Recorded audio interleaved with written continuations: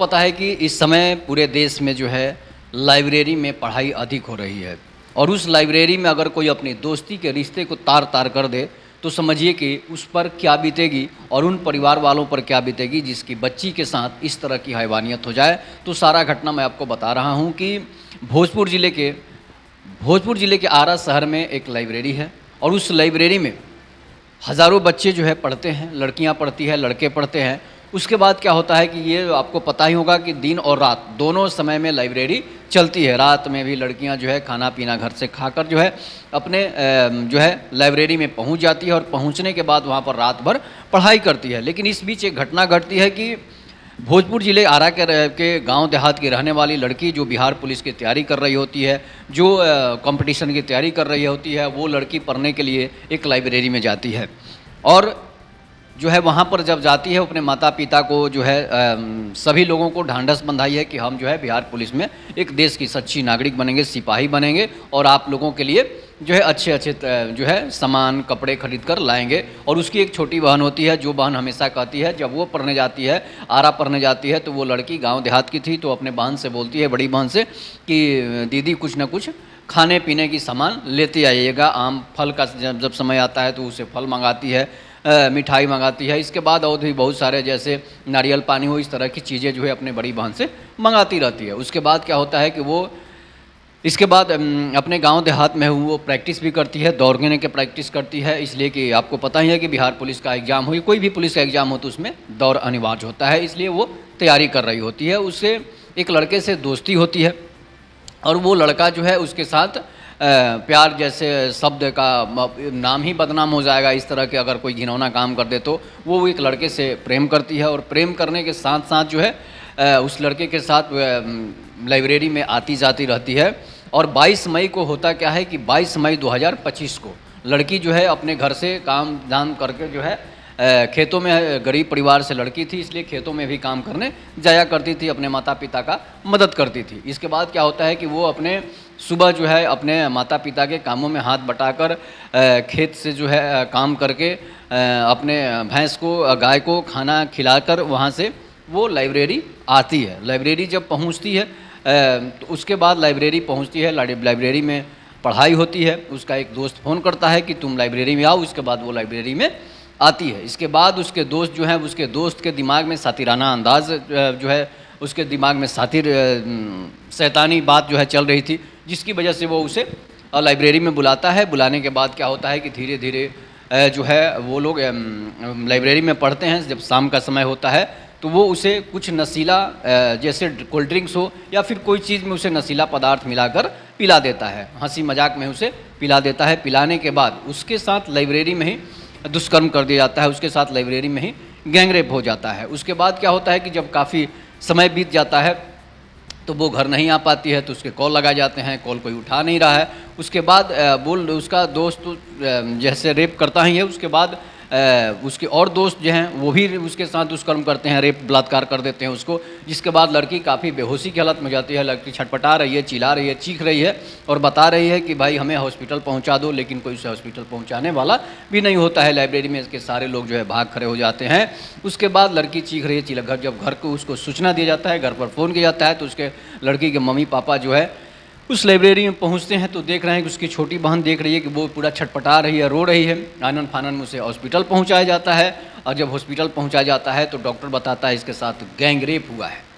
तो समझ लीजिए, एक लाइब्रेरी में जो शिक्षा का मंदिर कहा जाता है, उस लाइब्रेरी में इस तरह की अगर घटनाएं हो जाए तो सारा का सारा जिम्मेवारी प्रशासन, पुलिस प्रशासन और वहाँ के साथ रह रहे लोगों पर होता है। इसलिए कि अगर आप जिस मंदिर में, लाइब्रेरी भी शिक्षा का मंदिर बन चुका है इस समय, इसलिए कि लाइब्रेरी में ही लड़के लड़कियाँ जो है रात हो या दिन हो पढ़ने के लिए आजकल जाया करते हैं, इसलिए कि लाइब्रेरी में जो है सब चीज़ की व्यवस्था होती है। तो हालांकि लाइब्रेरी के संचालक की तो कोई गलती नहीं हो सकती है, इसलिए कि संचालक तो वहाँ रहता नहीं है और लड़के लड़कियां ही अधिकतर रहते हैं और उसको देखभाल करने वाले लोग रहते हैं।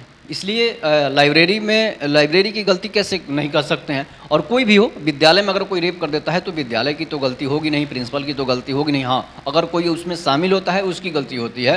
अब कोई थाने में रेप कर दे, कोई जो है अलग अलग जगहों पर रेप कर दे तो भाई थानेदार की थोड़ी गलती है। उसके बाद क्या होता है कि वो वहाँ से हॉस्पिटल जब ले जाया जाता है तो हॉस्पिटल में डॉक्टर ये बताता है उसके साथ गैंगरेप हो गया है, जिससे लड़की की स्थिति बिगड़ रही है। अब इसके बाद 2 दिन 3 दिन उसे होश नहीं आता है, और वो उसके पहले जो वो बता चुकी थी कि हमारे साथ ऐसा ऐसा कांड हो गया है। उसके बाद अब घर परिवार के लोग जो हैं अब डर से पुलिस को बता भी नहीं रहे हैं, कह भी नहीं रहे हैं कि भाई इस तरह की घटना हो गई है, लाओ क्लास के डर से कि इसके साथ रेप हुआ है। अब वो लोग पुलिस को भी नहीं बता रहे होते हैं। लेकिन धीरे धीरे मामला जो है, जब उसकी डेथ हो जाती है, लड़की 2-3 दिन के बाद लड़की की डेथ हो जाती है। जब लड़की की डेथ हो जाती है तो घर के सारे परिवार फूका फाड़ के जो है रोने लगते हैं, चीखने चिल्लाने लगते हैं। उसके बाद हिम्मत करके उसकी माता और पिता जो है, उसके बहन जो है थाने में रिपोर्ट लिखाती है। भोजपुर पुलिस, आरा की पुलिस वहाँ पहुँचती है और उसके दोस्त और अन्य साथियों को उस पर जो है उस पर FIR होता है। लड़की के साथ बलात्कार करने, लड़की की हत्या करने का आरोप उन पर लगता है। इसके बाद पुलिस जो है एक आरोपी को अरेस्ट भी कर ली है। लेकिन सबसे बड़ा समस्या क्या होता है कि आखिर दोस्ती में दगा कौन देता है? किस पर आप विश्वास करिएगा कि कोई एक लड़का और एक लड़की दोस्ती करे तो उसके साथ इस तरह का अन्याय हो जाए, उसके साथ दुष्कर्म हो जाए, उसके साथ गैंगरेप हो जाए, तो समझिए कि ऐसे लड़कों से दोस्ती करने से बेहतर है कि हम किसी को प्रेम किसी से करें ही नहीं, किसी से दोस्ती करें ही नहीं, जिसकी वजह से इस तरह की घटनाएं होती है। और लड़की की मृत्यु जब हो जाती है तो और भी मामला संजीदा हो जाता है, पेचीदा हो जाता है। इस तरह के लड़कों पर कैसे विश्वास किया जाएगा, उन लड़कों पर कैसे विश्वास किया जाए जो इस तरह की घटना को अंजाम देते हैं, लड़कियों को सबक सिखाते हैं। और लड़कियों को इससे भी सबक लगनी चाहिए कि हम किस पर विश्वास कर रहे हैं, ये सोच समझ कर। आजकल की नई पीढ़ी, युवा पीढ़ी है, वो किसी लड़के का गुण नहीं देख रही है, वो सिर्फ ये देख रही है जो कोई लड़का बाइक से आ जाए, बड़ा बाइक से आ जाए, सोने की चैन पहने हो, अलग अलग तरह के स्टाइल में बाल कटाया हो, उस पर ही लड़कियां आजकल फिदा हो जा रही है। जिसकी वजह अब उसके बैकग्राउंड के बारे में आपको पता नहीं है कि वो लड़का लफंदर है, लफुआ है या फिर क्या है, लोफड़ है, तो उस पर आप नहीं ध्यान दीजिएगा। और नए नए बाल और स्टाइल वाले, नए नए कपड़े, डिज़ाइन कटे फटे कपड़े पहनने वालों पर अगर आप विश्वास कीजिएगा तो आपके साथ ये घटना होते रहेगी।